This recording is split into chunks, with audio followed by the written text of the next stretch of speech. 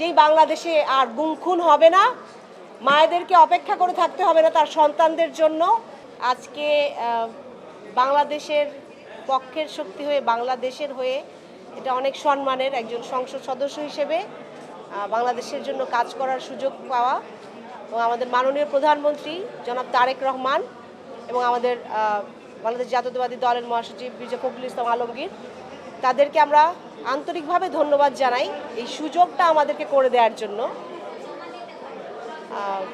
নারীদের জন্য এই আসনটা আসলে আমাদের মনে হয় যে এটা আমাদের বাংলাদেশ জাতীয়তাবাদী দলের পক্ষ থেকে নারীদের বিশেষভাবে ক্ষমতায়ন করা, এবং এইটারই প্রতিফলন এটা।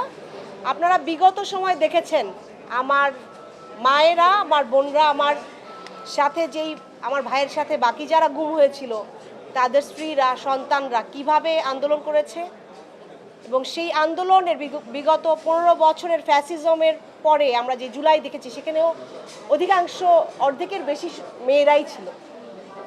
তো আমরা নারীদেরকে আসলে এই যে নেতৃত্বস্থানীয় জায়গাতেই দেখতে চাই, এবং বাংলাদেশকে, নতুন বাংলাদেশকে সেই আঙ্গিকেই দেখতে চাই যে বাংলাদেশটা একটা মানবিক বাংলাদেশ, যেই বাংলাদেশে আর গুম খুন হবে না, মায়েদেরকে অপেক্ষা করে থাকতে হবে না তার সন্তানদের জন্য, সন্তানদেরকে আজকেও কাঁদতে হবে না, তাদের যে বাবারা ফেরত আসেনি, যাদেরকে নিয়ে তারা স্কুলে যেতে চায়, এবং সেই পরিবারদেরকে আমরা উত্তর দিতে পারবো ইনশাল্লাহ, একটা ন্যায় বিচারের বাংলাদেশ গড়তে পারবো।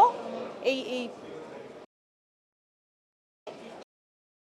ইনশাল্লাহ, আর বাংলাদেশের হয়ে, বাংলাদেশের পক্ষের শক্তি হয়ে ইনশাল্লাহ কাজ করে যাব সবার জন্য। আর অনেক বড় অনুপ্রেরণা আমাদের জন্য, আমি বলবো যারা ফ্যাসিস্টের বিরুদ্ধে আমরা দাঁড়িয়েছিলাম তাদের জন্য অনেক বড় একটা অনুপ্রেরণা ছিল আমাদের সাবেক প্রধানমন্ত্রী বেগম খালেদা জিয়া। তিনি তখন থেকেই আমাদের পাশে ছিলেন, সাথে ছিলেন, এবং শিখিয়েছেন আপোষ না করতে। ধন্যবাদ আপনাদের সবাইকে। বাংলাদেশ জিন্দাবাদ।